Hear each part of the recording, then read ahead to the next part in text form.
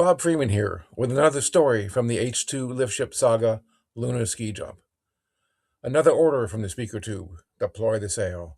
Tang and Jack jumped to their stations and spun out the main lines to tighten the sail into a standard triangular dial configuration.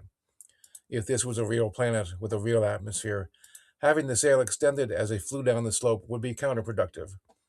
On Luna, with Sol at their back, the sail slowly pushed out and forward.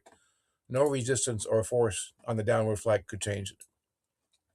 Tang heard and felt the click of the gravity sled as they turned downslope.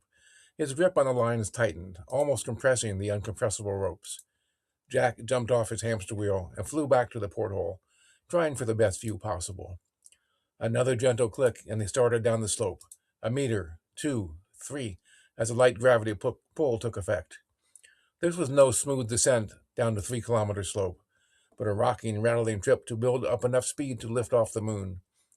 The gravity sled had brushes on the front in the attempt to move the ubiquitous lunar dust away from the track, but there was no air cushion to raise the sled off the track, and the constant scraping of ever-present dust became louder and louder.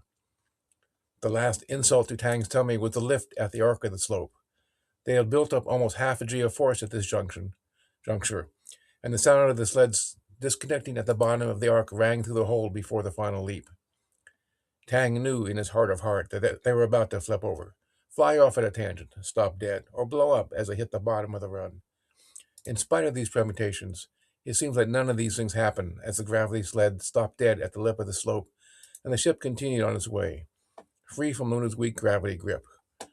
Only a thin stream of lunar dust followed their trajectory as they exited the jump, appearing as if there was an additional acceleration component from the sled. Jack, of course, couldn't contain his joy as he yelped in time to each rock of the ship in its launch. This didn't help Tang. Did Jack let out another joyous howl as they flew off the jump? Tang would never know, as he was lost in his own fear and dread, numb to the world and the moon. The ship, now flying free in the solar stream, settled down. Tang stepped away from his station, smoothed down his fur, and turned to Jack. "Must you carry on so? You don't see me acting up, do you?" Jack, happy in his place in the world, just panted, and trotted off to his quarters. The ship banked into the solar stream, speeding off to the next port, Nyland, California, USA, Earth.